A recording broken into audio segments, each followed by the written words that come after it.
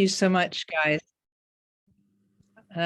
Thanks very much to my friends at the Thegsum Chöling Center of Santa Monica, California. It's really wonderful to be with you and to be working on the next edition of the series that that I'm doing here for you on the Kagyu lineage. Let's see here. What we've talked about thus far has been the lineage of Mahamudra, how it started, how its teachers and students have helped it survive and thrive, and what it means to us to be the inheritors of this lineage of awakening. And so that description really kind of gives me a good sense of what to talk about. And we've had some, we've had quite a few good discussions so far about the lineage and how it feels, and to be part of a lineage.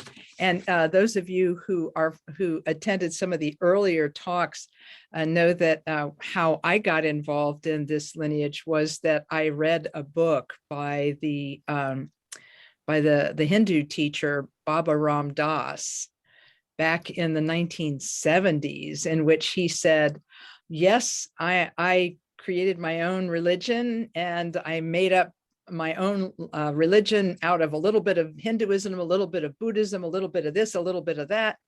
And he said, so I kind of created my own thing. And then he said, but I don't really recommend that to any of you. So dear readers, what I'm advising you to do is to find a lineage of genuine lineage of awakening that traces its history back to an enlightened being, and then pursue that lineage yourself to its conclusion. And I was all fired up after reading that passage. It was in his book, Grist for the Mill. There was an entire chapter entitled Lineage, where he talked about the importance of the lineage of awakening and being the next in line in a lineage of awakening. And I said, yes, that's what I want to do, but where am I going to find it? Here in Newark, Ohio, where I was living and working at the time. And but fortunately for all of us, Khenpo Karthar Rinpoche came to the United States in 1976, and his first visit off the coasts, because he had visited and stayed on the East Coast of the United States. His first visit off the coast was to Central Ohio, and he gave a talk there in September of 1977, and that's where I met him. And that was, of course, a pivotal moment for me in my Dharma development, was actually meeting someone who represented this lineage that goes back to an enlightened master, the Buddha Shakyamuni. And I said, well, there's the lineage master right there in front of me. And so I began to receive teachings from him, and it was not. It was a while after I had started receiving teachings from Khenpo Karthar Rinpoche that I realized that all of the Tibetans were handing the Mahamudra lineage directly to us. They were handing us this lineage for safekeeping. And it sort of gave me a moment of terror, as I thought to myself, oh my goodness, they're actually anticipating that we will practice this until we become enlightened beings. Oh my gosh, was that a mistake that they made? Did they mistakenly pick people who were maybe not completely serious about becoming enlightened? Oh no, will the lineage stop with us? What will happen? And so I had that moment of panic, and then realized afterwards that we're all doing the best we can with what we have been given. And we are all doing the best we can with the teachings of the lineage. And we are all practicing it to the best of our ability. And that just by doing that, the lineage goes on. And so after getting through that moment of panic, I had many, many moments of appreciation for Khenpo Karthar Rinpoche and the trust and faith and confidence that he had in all of us Western disciples to give us this incredibly powerful set of practices. And to entrust us with this for our own benefit as well as for the benefit of others. So that's a little bit about how we came to talk about this, and that was a little bit of a summary of the first talk that I gave. And the second talk in this series, we spoke a little bit about the history of the lineage masters, Tilopa, Naropa, Marpa, Milarepa, and Gampopa, as well as the first Karmapa, Dusun Tiempa. And so we spoke about these wonderful, amazing masters and their own examples.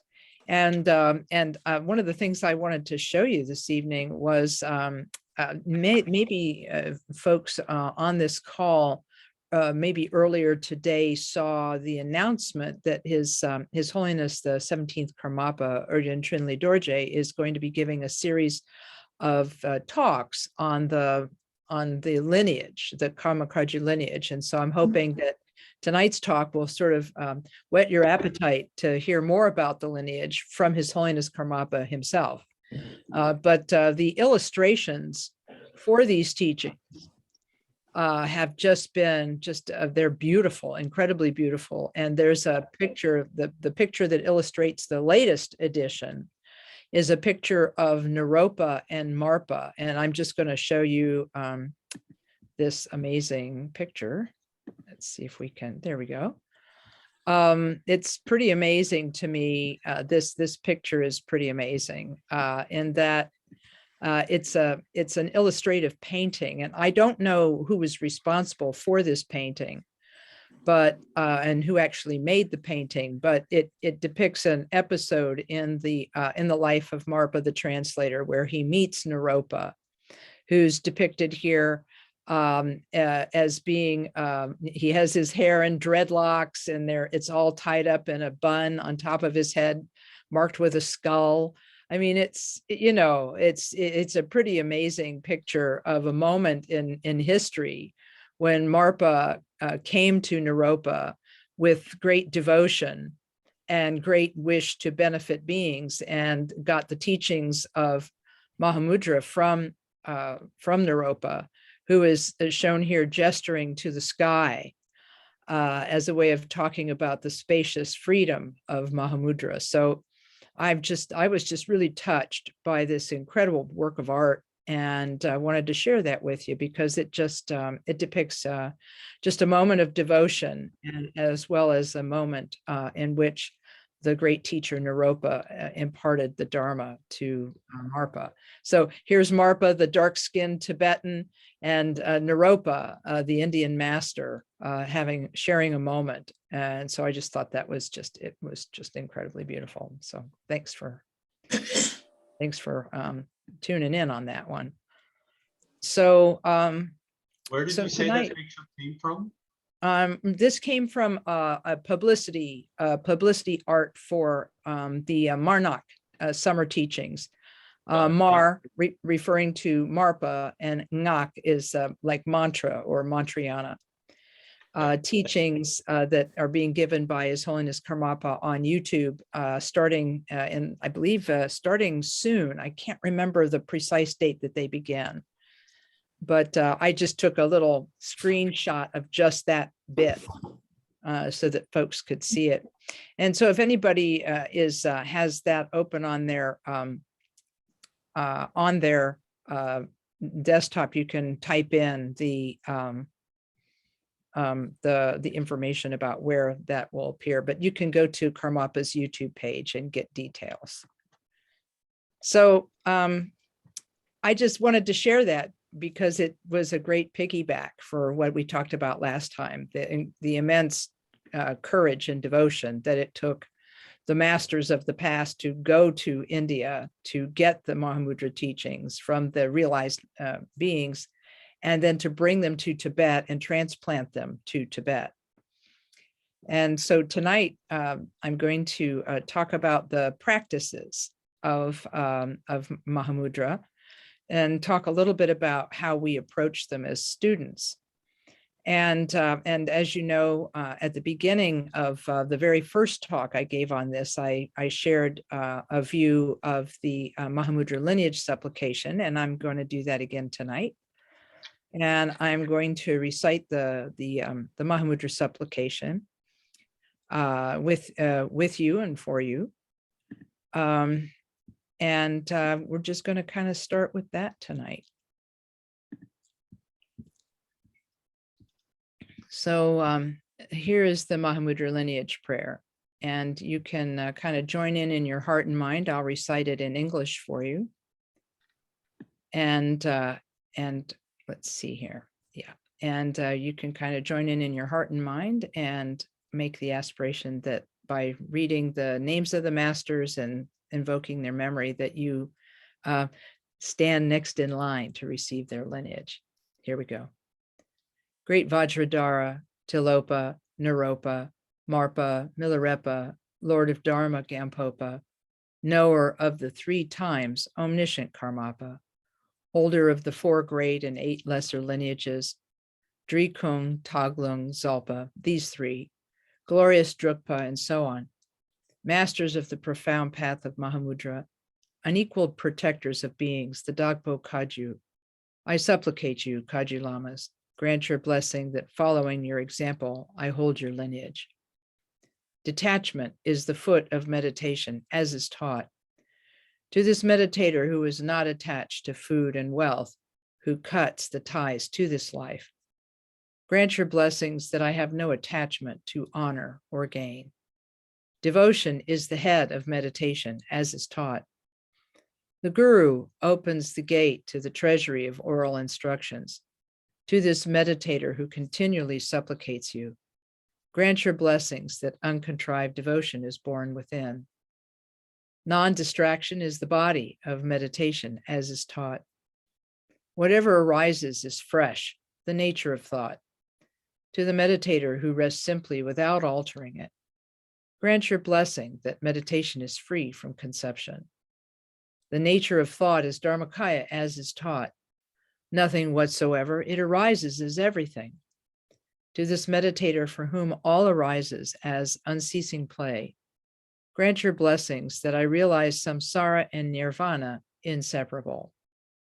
Through all my births, may I not be separated from the perfect Guru and so enjoy the splendor of the Dharma. Perfecting the qualities of the path and stages, may I quickly attain the state of Vajradhara. I'll come back to this in just a minute, but for the moment, I'm going to just start us off with a little bit of meditation. Many of us come to meditation because we need to calm down and chill out and to become a little bit less stressed. And by doing the simple practice of shamatha meditation, shamatha meaning tranquility, we learn to let our attention rest on the breath as it comes and goes.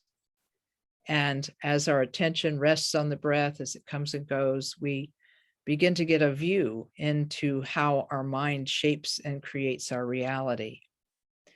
And the basic technique of shamatha is rather simple, but it can take a lifetime to inform us and to create space within us.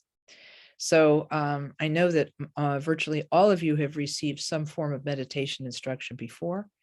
So I won't give you an exhaustive instruction tonight, but just a brief reminder that in shamatha, our work is to allow our attention to rest on the breath as it comes in and goes out. That's about it. It's just allowing our attention to rest on the breath as it comes in and goes out. What we may notice is that when we do this, we get a short period of attention that's then followed by a period of mental wandering. And our work as meditators is to notice the wandering, and then with incredible gentleness to notice the wandering, drop the wandering. We can label it thinking, if you will, if you like, and then allow the thought to let go of the thought, and then return your attention with this utmost feeling of kindness and gentleness. Return your attention to the breath and think of it as a fresh start. Doing this over and over again, staying with the breath until the attention wanders, and then noticing the wandering, labeling it, thinking, letting go of it, and then gently and with kindness, returning attention to the breath for a fresh start. Doing this again and again, we bring ourselves home to our mind, that's how His Holiness the 17th Karmapa talks about it. We come home to the mind again and again and again. So with this short instruction, I'm going to use my little meditation gong and ring the gong, and then we'll sit quietly for approximately 2 minutes. Just let the mind come to rest and return attention when it wanders. So here we go.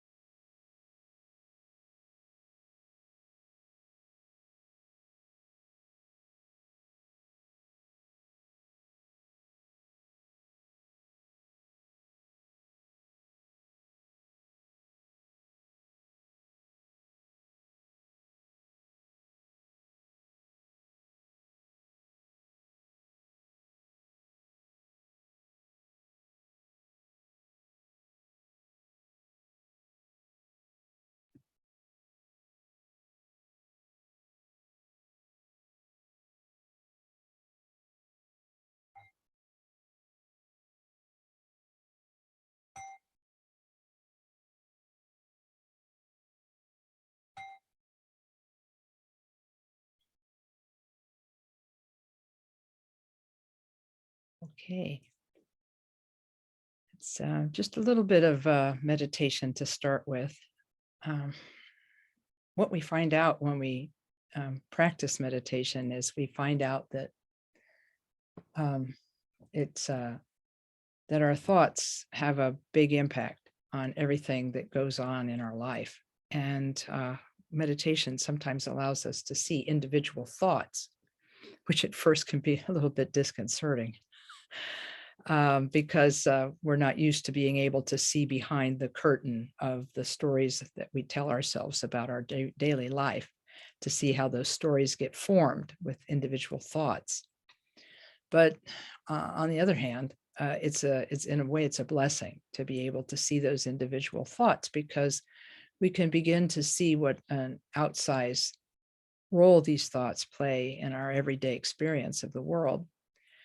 And it's really this taming of the mind that we learn in shamatha that helps to introduce us to the fact that our minds can be changed and our minds can become workable. I was talking to someone about this earlier today, and I said that was, for me, the number one benefit of learning shamatha was noticing the distractions and then being able to drop them and then being able to return attention to the breath again.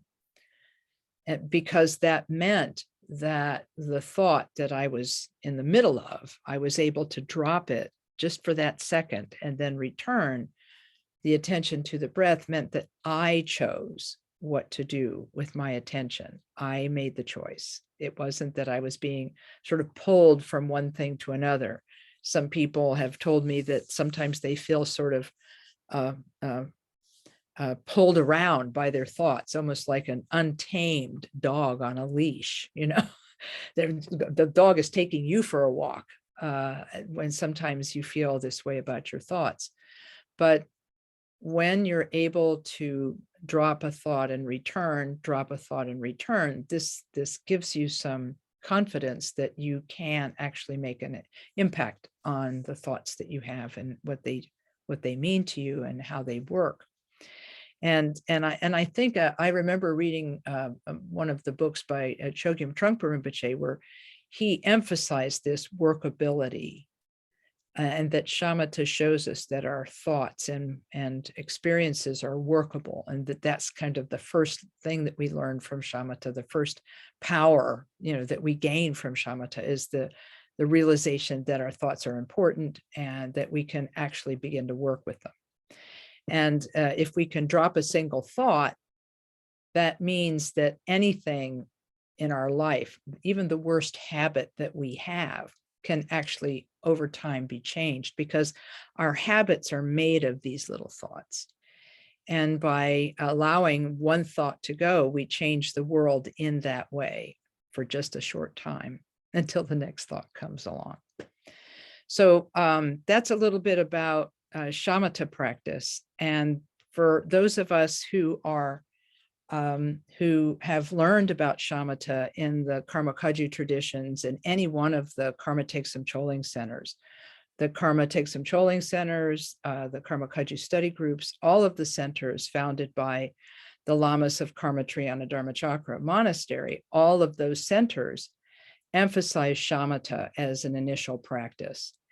And there's a good reason for this. Khenpo Karthar Rinpoche told me once, he said, shamatha meditation is what gives people who don't have a Buddhist background confidence that the teachings of the Buddha are applicable to them and can be applied in their own lives.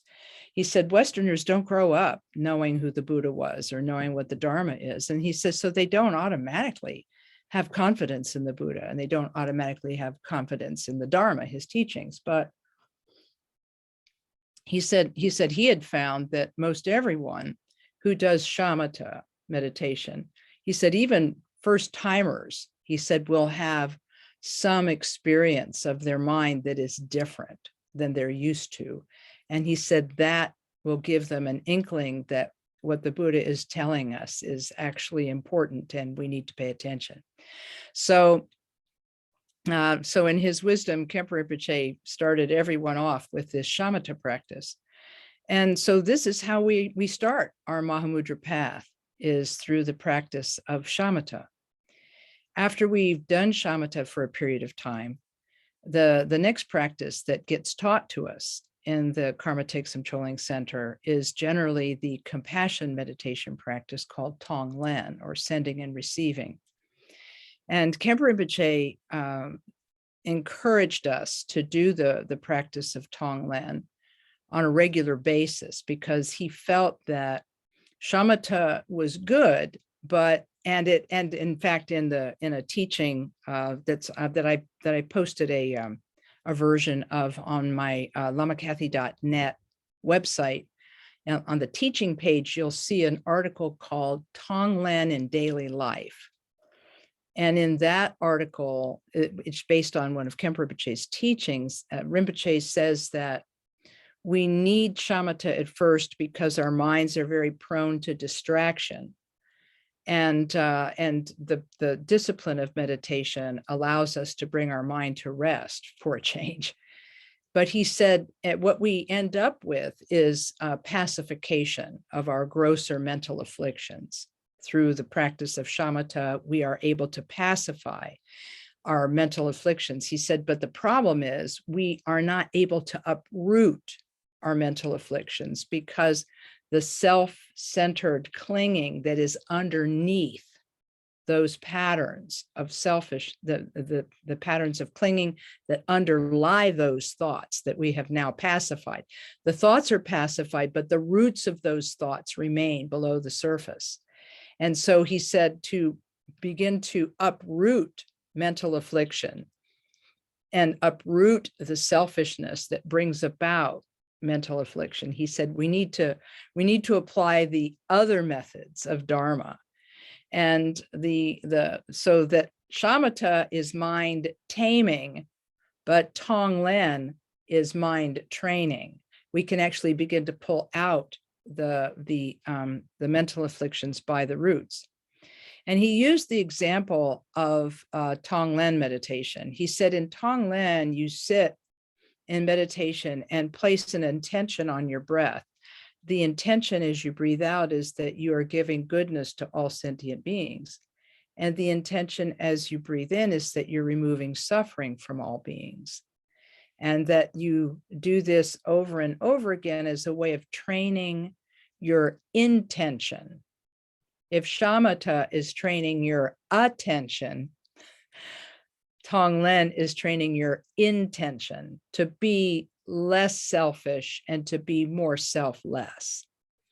Rinpoche said when people hear that a person is trying to be selfless, he said they may worry at first that they might not take good care of themselves. But he said tonglen is not about that kind of selflessness. He said it's about changing our attitude toward others, to begin to treasure them and to begin to hold them as important as ourselves. And he said, for example, he said, if you are angry with someone, he said, the anger fills your mind. But if you're used to training in tonglen, he said, you will be able to notice the anger and exchange your anger for the anger of all beings. In other words, he said, you'll be able to see your anger as a problem, and you'll be able to use tonglen to imagine that you take on the anger of yourself and all beings with that in-breath.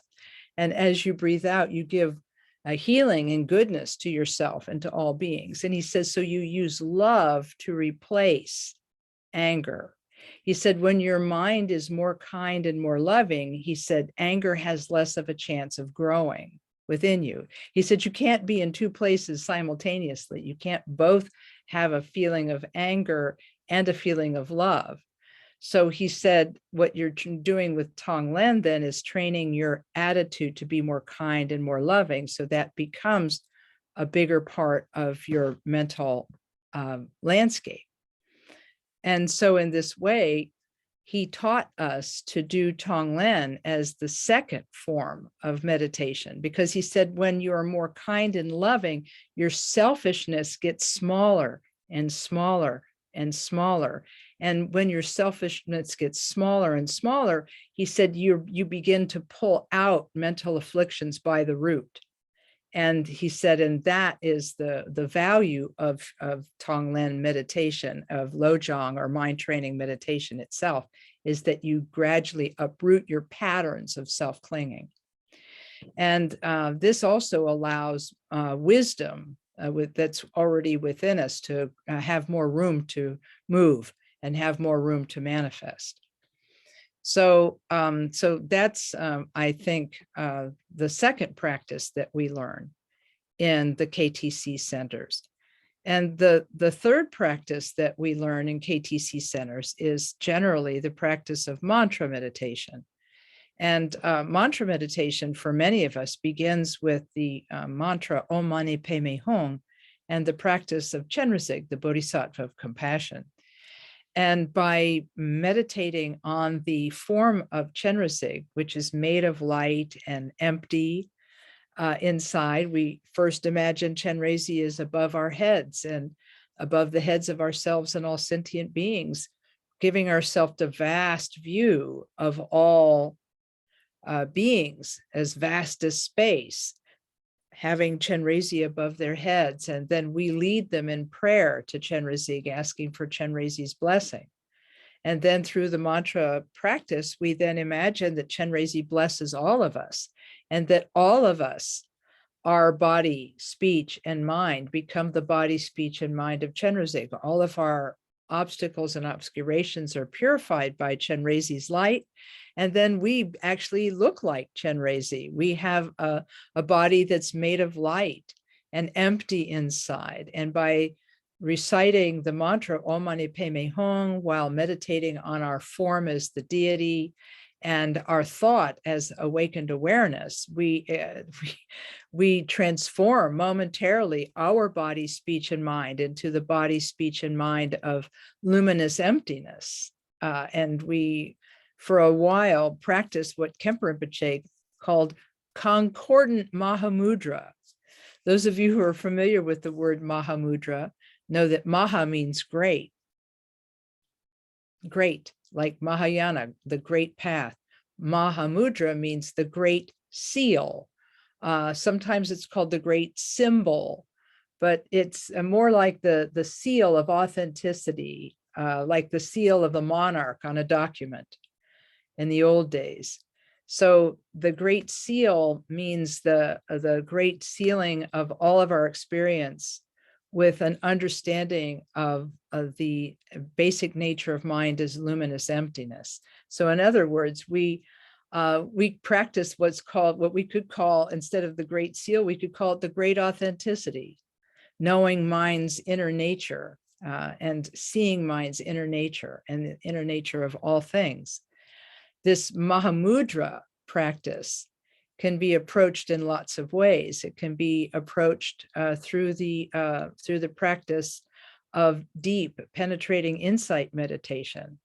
It can also be approached through the practice of mantra, which Khenpo Rinpoche called concordant Mahamudra. And what this means is that by meditating on our being as Chenrezig, for example, made of light and empty inside, we are in that way symbolically meditating on mind's own emptiness and luminosity.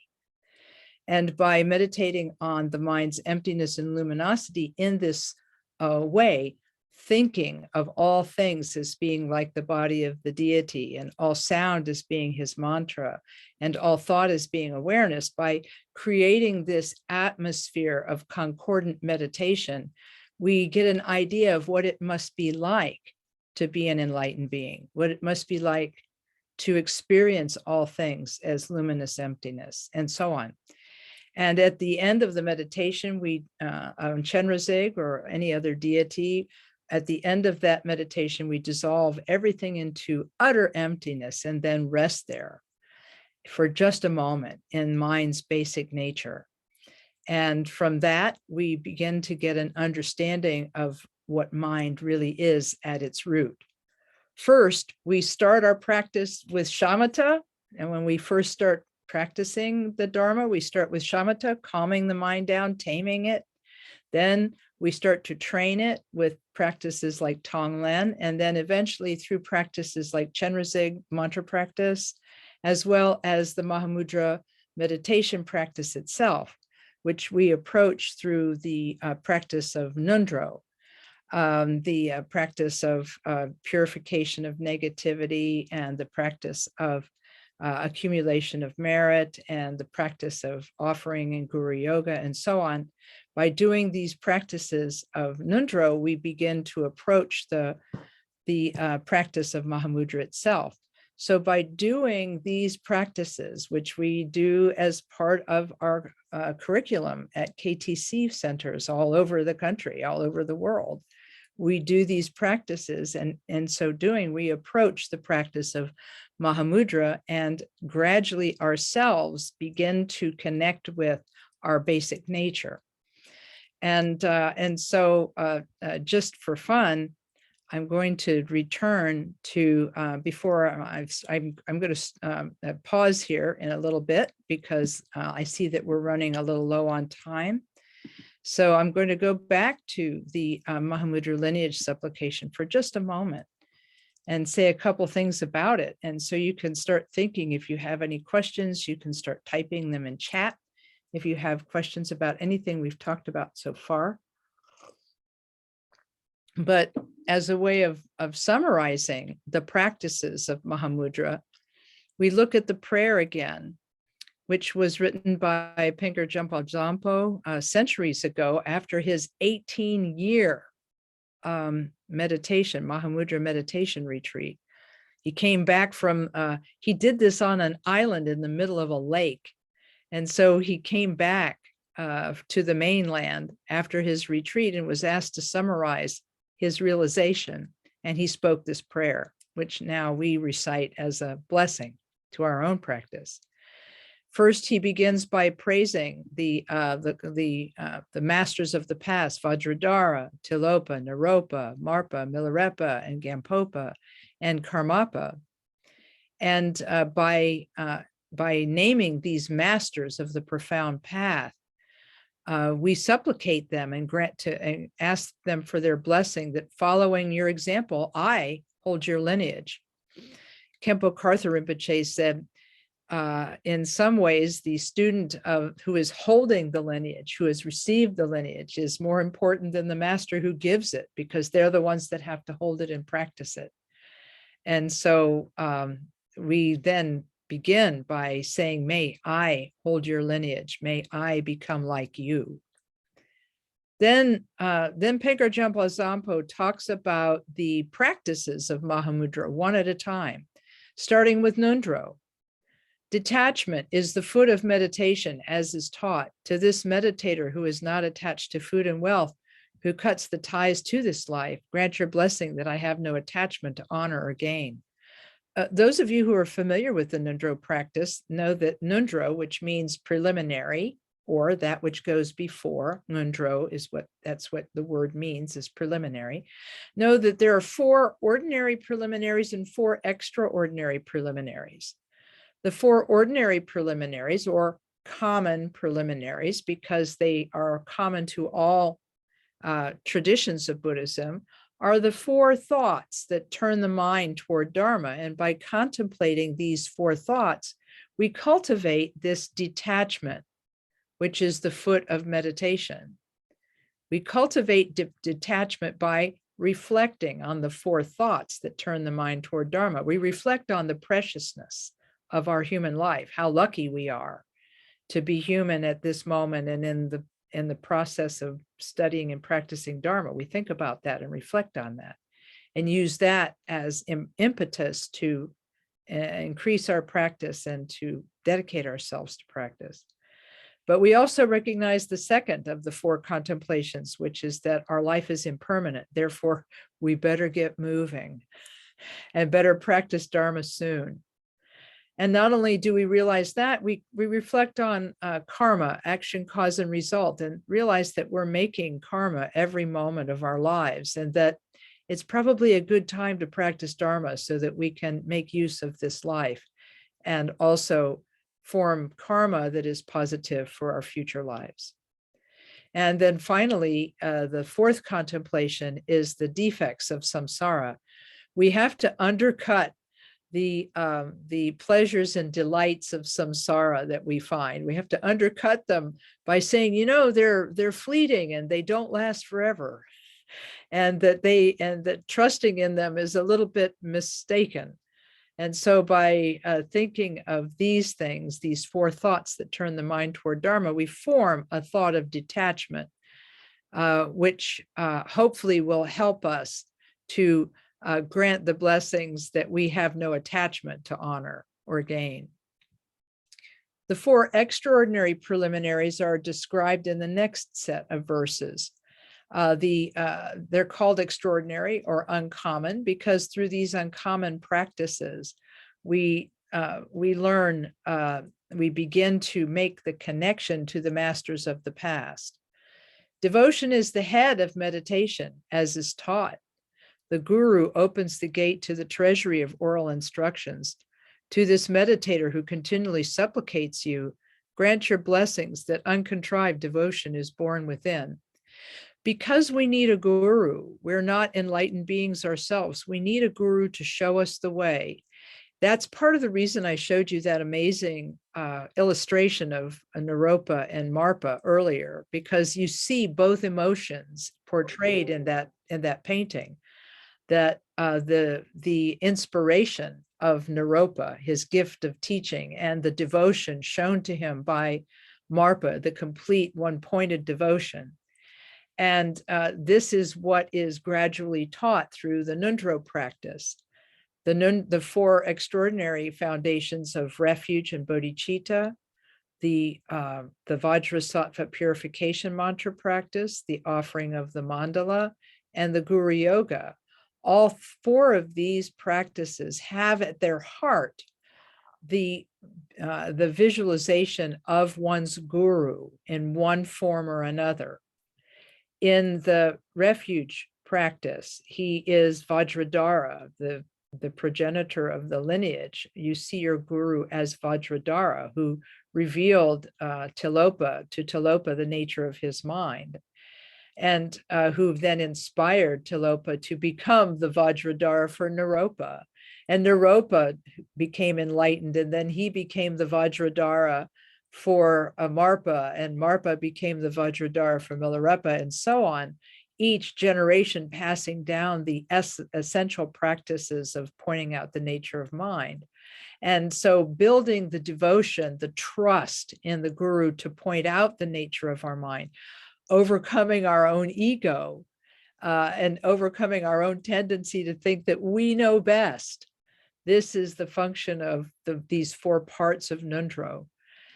By recognizing the guru, opening the gate to the treasury of instructions, and by continually supplicating the guru through these four practices, grant your blessing that uncontrived devotion is born within. And so after having completed our Nundro practice, then we undertake the main practices of Mahamudra, Shamatha, Mahamudra Shamatha, and Mahamudra Vipassana.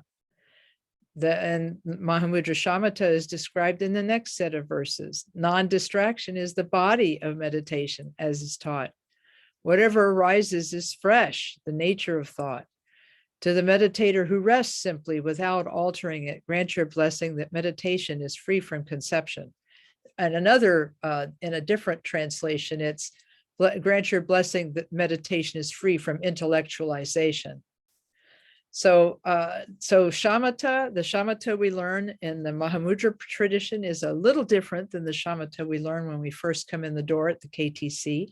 It has a little bit more subtleties to it, and the object of meditation is a little more subtle than the breath. And by doing progressive meditations on Mahamudra, we gradually become non-distracted and learn how to let go of all distractions and see that the nature of whatever arises in the mind is fresh, meaning that thoughts themselves arise spontaneously from the mind, but are nothing by themselves. And watching this arising and disappearing of thought, by resting simply without altering the flow, we begin to meditate on mind itself rather than on ideas. And after having practiced Mahamudra Shamatha, we move into the final topic of Mahamudra, which is Mahamudra Vipassana, or insight. The nature of thought is Dharmakaya, as is taught. Nothing whatsoever it arises is everything. To this meditator for whom all arises as unceasing play, grant your blessings that I realize samsara and nirvana are inseparable. So the key practice of Vipassana is to take mind itself as the object of meditation, gradually seeing what the mind is, and that the mind is not a material thing, and yet it gives rise to all experience. And by recognizing and seeing the unceasing play of the mind, we ask for the blessings that we see that samsara and nirvana are actually the same. And this realization is the realization of Mahamudra. Now, you and I, looking at this verse, we are coming to it as unenlightened beings. So it's a little bit difficult for us to understand how samsara and nirvana can be inseparable. But the fact of the matter is, when we are holding on to thoughts and believing in their complete reality, we are under a delusion of reality, under a delusion of permanence. And when we can let go of those thoughts and see what they are at their root, which is just empty luminosity, if we can recognize this as the nature of mind, we can see that all experience is born from the mind, comes from the mind, and returns to the mind. And even if we don't at this moment see how samsara and nirvana can be inseparable, we can at least intellectually understand that when thoughts are held tightly by our grasping, they create a world for us that's painful and samsaric. And that if we let those thoughts go, we experience a release, and we experience a freedom that can eventually become a transcendent freedom. And so this little section of the prayer, we talk about the practices of Mahamudra, starting with the common preliminaries, the uncommon preliminaries, the main practice of shamatha, and the main practice of vipassana. And at the close of the prayer, we reconnect and reaffirm our confidence in the supremacy of the guru and our practice by saying, through all my births, may I not be separated from the perfect guru, and so enjoy the splendor of Dharma, perfecting the qualities of the path and stages. May we quickly attain the state of Vajradhara. So that was a quick tour through the practices of Mahamudra as explained in this prayer. There's a wonderful book about this prayer called Mahamudra, A Guide to Practice by Trungpa Rinpoche, where he explains this prayer in exacting detail, and I recommend it to you. I just gave you a quick tour. He'll give his teachings will actually uplift you and bring some focus to your practice. If you ever need some encouragement, he's the one to go to, because he understands it in ways that few of us do. So we've got some time, and I want to see if this little tour through the practices of Mahamudra have inspired questions or confusion. You can type it into chat, or I think people can unmute. Yes. So let's see what we have here. Questions, curiosities. Okay, let's see what we've got. Oh, thanks. Thanks very much for the link to that book by Trungpa Rinpoche. I do appreciate that. So questions, curiosities. Here is a question. Thank you for your teaching. Let's see, is there a book that you could suggest that goes into detail about the 4 ordinary preliminaries? Oh, yes. Golly.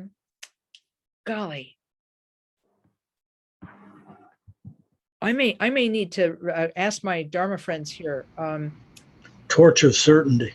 Yeah, Torch of Certainty. Yeah, I would say that that's a good one. And you can get to that book on, actually, there's a new translation of it that's called The Torch of True Meaning. And if I have a nimble-fingered person online, you can go to Dharma eBooks, and the Dharma eBooks website will have the electronic version of that book, of the Torch of True Meaning. And yes, that's an excellent, thank you, Charles.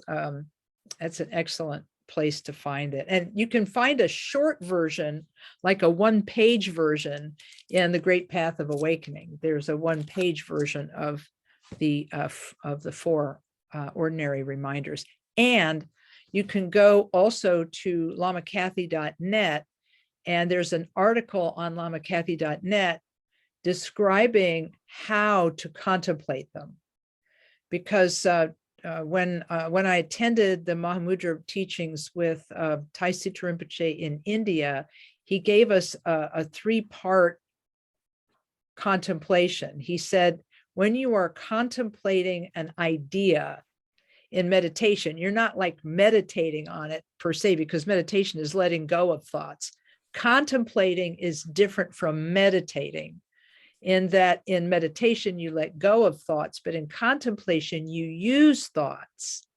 You use thoughts to come to an understanding that's deep.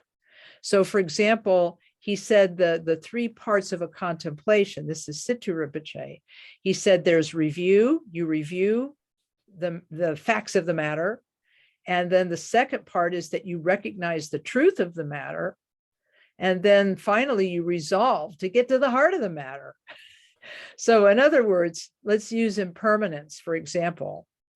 You can review the idea of impermanence by thinking all things are impermanent, all things are passing.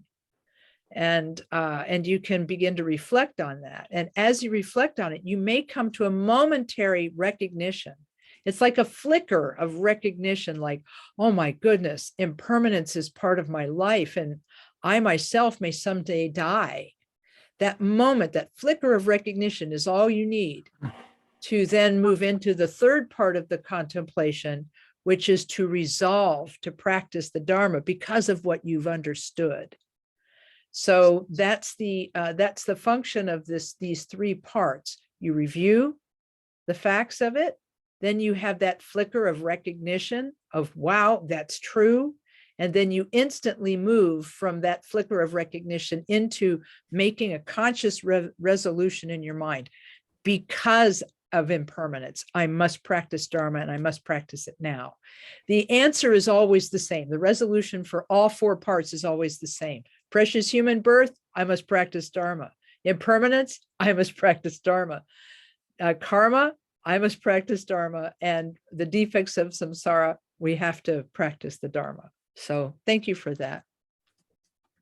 Oh, very good. Thanks for the things that folks are adding in here, places to find things. Okay. Question about, do I have what I've given this evening? Do I have it written somewhere? No, unfortunately, it's not written anywhere. But if you read Trungpa Rinpoche's book, that will be a great summary of all of this. He's written about the Karma Kagyu Lineage supplication twice. One in the book, Showing the Path to Liberation, and the other one in the Mahamudra, a guide for practice. So he's written about the Mahamudra lineage supplication twice, and his teachings are what I base my remarks on today. I attended a teaching he gave on this at Karma Triyana Dharma Chakra in 1999. And my presentation about how the prayer is laid out and what the meaning of each section is based on his presentation. So if you read his presentation, then you'll have everything that I said and more. And in fact, it'll even be clearer because he's got that enlightenment thing going. Let's see. Okay. Karmapa doing a teaching. Yeah, let's see if we can't. I can quickly find that for you, because the internet is an amazing place.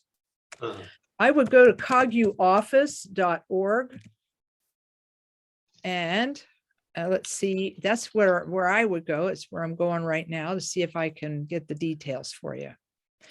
It's also going to be in an upcoming issue of the KTD newsletter.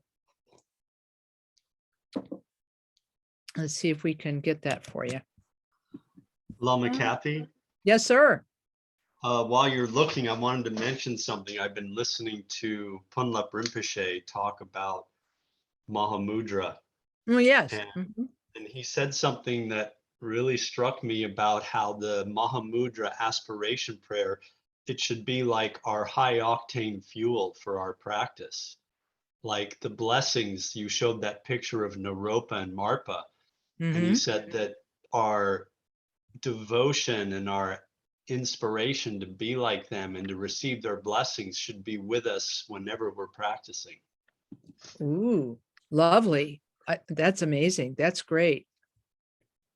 Wow. Thank you for that. And yeah, high octane. Yes, it's it's really true, isn't it? The other prayer that I like is the third Karmapa's aspiration for Mahamudra. That one, that just really moves me every time I read it. And let me see.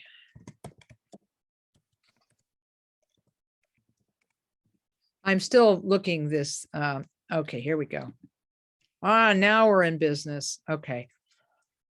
Dharmeshvara. Yeah, okay. Yeah, I got it.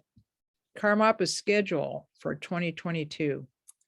Found it. Oh, that's the Arya Kashema. It's not the new one. So we'll have to keep looking for it here. The places have not been updated. So darn. Okay, so we'll have to, I will do my best to see if I can get that for you and pass that along. But it will be in the KDD newsletter coming up.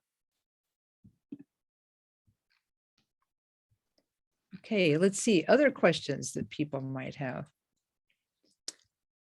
Let's see. Okay.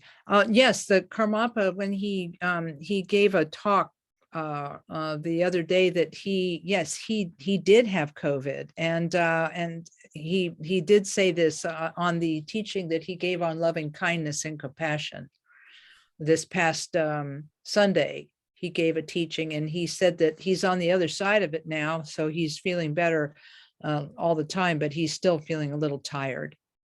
So apparently he looked really good. Those of you who saw the teaching on Sunday, he looked great. So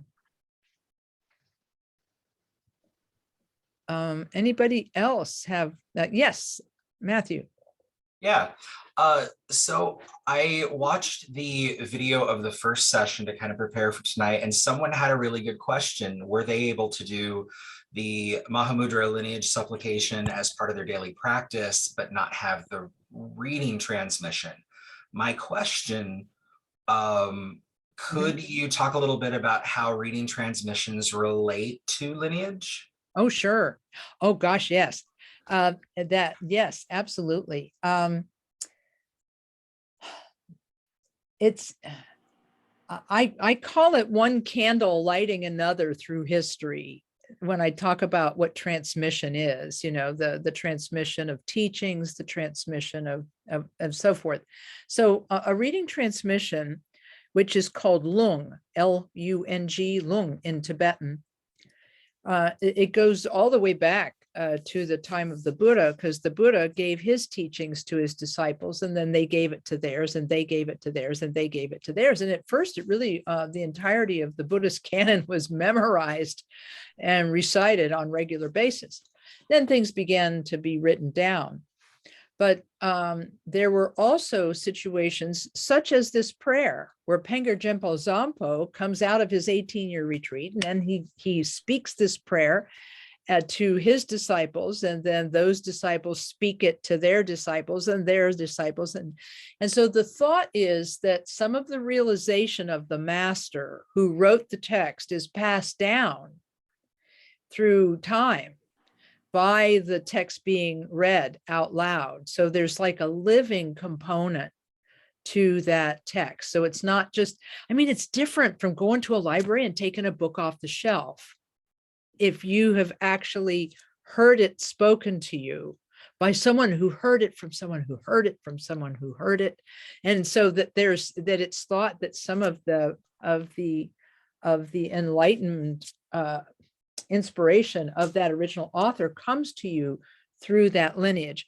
And this was really driven home for me when Khenpo Karthar Rinpoche in 2019 invited the Vajra master of his home monastery, Trongpa Monastery in Tibet, to come to America to give the reading transmission of the 60, and that's 60 volume set of Karma Chagme's writings.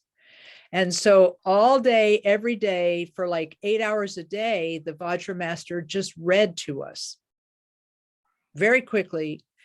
And if you think about it, you can you can meditate on the sound and meditate on the receiving of that transmission.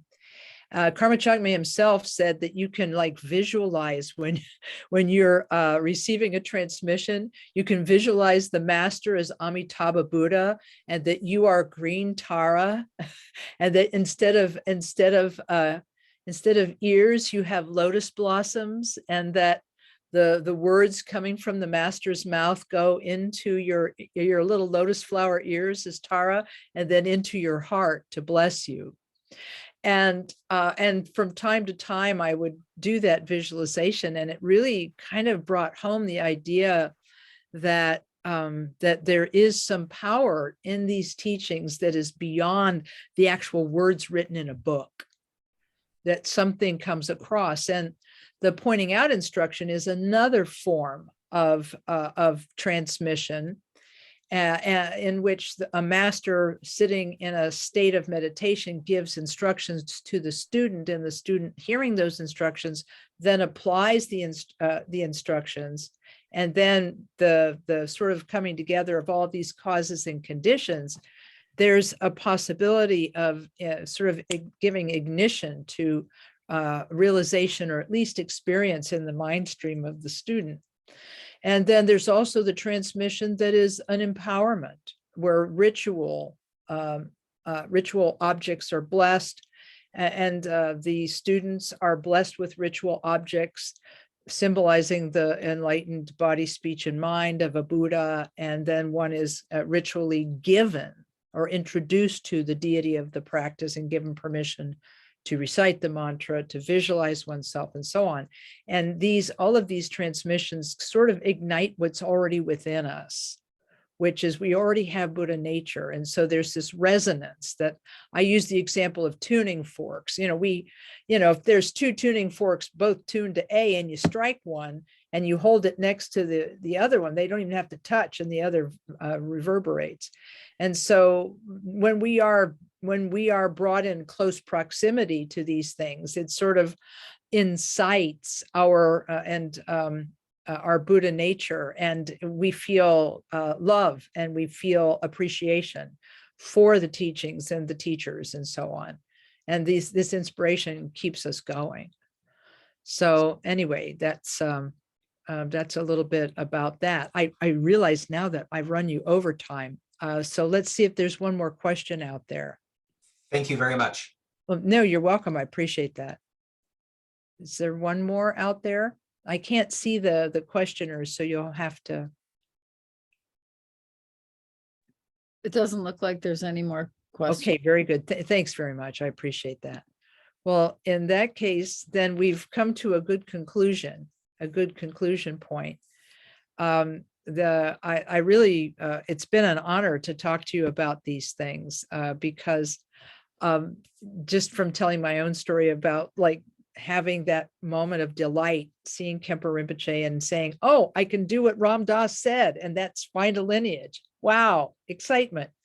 And then being present at so many teachings that he gave, and so many transmissions that he gave. And then we're all of us, the recipients of this amazing tradition, which we can invoke every time we recite that Mahamudra lineage supplication. That, what is it, Daniel? The high octane fuel of the realization of the masters of the lineage. I think it's a marvelous thing. And so I'm happy to have been part of this discussion. And I'm looking forward to continuing to talk about this in other talks and to assist in any way I can in the development of Dharma and inspiration for anybody who is wanting to practice. So let's pull together all of the goodness that we've accumulated. And by the way, Ani, thank you for offering to transcribe the talk, although you can do that. It's fine to do that, but I must say, Trungpa Rinpoche said it better. Usually when my talks are transcribed, all the parenthetical statements get in the way, but and all the jokes get in the way. It was excellent. It was excellent, to the point and succinct, and I can't think of any other adjectives to describe how